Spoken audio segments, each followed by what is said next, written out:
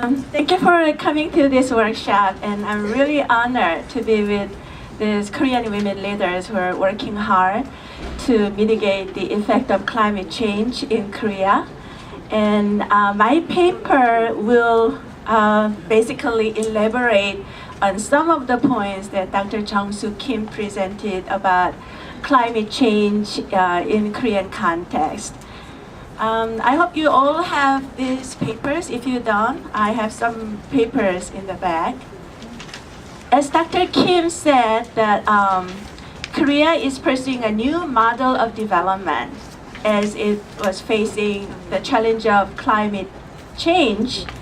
It is a very serious crisis for human race. But Korea decided that this was an opportunity for a new kind of development, which is different from the industrial development of the past.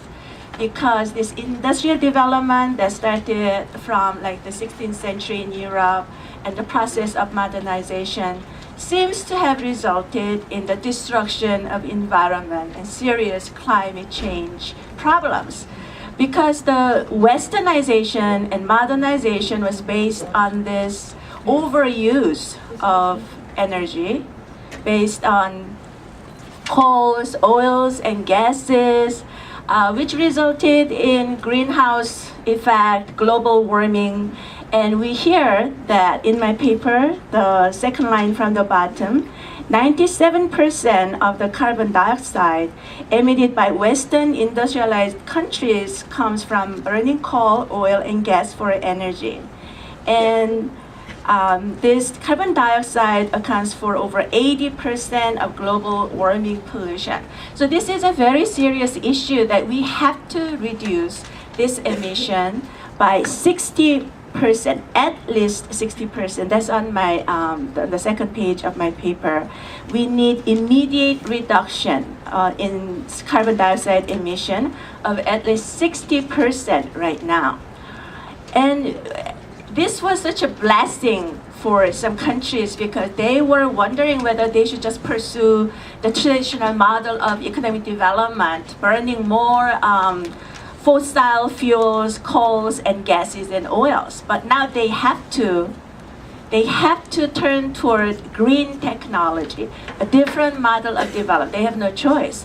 And because they were facing economic crisis last year and the year before, this forces us to seek for new source of energy, new renewable energy. And that's what Korea is pursuing when it declared the year 2008 as the year one of low carbon green growth, the green development, green economic development for the Korean nation. I understand that different countries have a different approach to climate change because some countries are severely suffering from disasters, natural disasters, and some countries are suffering from over-industrialization, much too fast industrialization for a very short time. So every country has different strategy, and in Korean case, it is the pursuit of new development model of the low carbon economic growth. So let's take a look at page, because Dr. Kim covered a lot of my arguments on how dangerous climate change is and why it has to be gender responsive and how we have discussed gender responsiveness in Manila, Beijing last year, and how international norm has been developing for the significance of gender responsiveness in climate change policies. I'm just gonna focus on this Korean situation on page 9. Excuse me, do you have extra copy? Oh yeah, sure. Yeah, there are some extra. We have enough copies in the back, I believe. Okay. So, on page 8,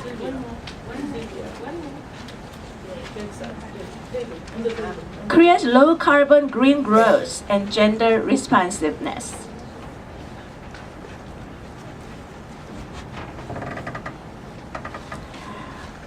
Okay, the Republic of Korea sees the crisis of climate change as an opportunity for a new paradigm of development for human race. So it declared 2008 as the original year one of low carbon green growth. And in November 2009, the Korean government announced the medium-term national greenhouse gas reduction goal of 30% of the emission under BAU, which is business as usual, by 2020. And now they're legislating a lot of laws concerning climate change, and the Basic Act for Low Carbon Green Growth will come into force in April this year, and tradable emission permit system will be implemented from 2012. To make it short, Korean approach is market-based one. What they're trying to do is they will pursue the model of economic development based on green energy, new renewable energy. They're going to pursue the development of technology that uses a totally different source of energy for development. So Korea has some competitiveness in its IT, NT, and BT technologies. So it's going to spend a lot of investment on research and development, on new energy and new technology. And this energy will be so cheap and so easy to use and green without any carbon dioxide emission that it will benefit many developing countries as well, because many developing countries are caught in the vicious circle of underdevelopment because they have to pay so much for water and power. After paying for energy, very little is left for development. But if we develop this technology for new renewable energy, which is getting achieved to considerable degree, it will help the growth of many developing nations in the Asia-Pacific region as well. Now on page 9, the main purpose of low carbon green growth is to pursue economic growth that minimizes its impact on climate change and then turn the crisis of climate change as engine of economic growth. So you can see that this approach is market-based. It focuses on technology to deal with climate change. So President Myung-Bak Lee says that the low carbon green growth, as Dr. Jung-Soo Kim explained, is sustainable development of reducing greenhouse gas and environment pollution, and a new paradigm of national development, which generate jobs and create new growth engine with green technology and clean energy. So it is pursuing this kind of development where they will achieve growth in terms of prosperity by using green energy and technology. It will develop low carbon, environment friendly infrastructure, and this will also enable the developing countries to catch up faster with the already developed countries as well, because there is this effect of the late starters to have this know-how of the early beginners and catch up fast. So in terms of green technology, it provides a lot of opportunity for the countries in the Asia-Pacific to pursue a different kind of economic development, a green development based on green energy and technology. So there are a lot of plans that Korea is pursuing, and it is going to change to knowledge concentrated structure rather than manufacturing center structure, which consumes so much coal, fossil fuel, oil and gas. Is going to focus on knowledge, technology, and solar energy. Green technology can create so many jobs. It can create 7 to 11 times more jobs for the next 25 or 30 years. This investment into research, building facilities, and new renewable energy will create jobs for 100,000 people by 2012 in Korea. So if you look at page 11, you can see the targets for 2012. And there are many other policies as well. They're pursuing this very vigorously. It's going to build 1 million green homes using green technology. is going to become the fourth largest green car manufacturing nation in the world.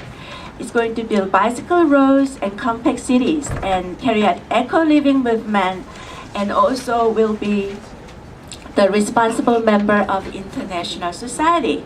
On page 11, you can see how the new renewable energy will be increased to 11% or above by 2012.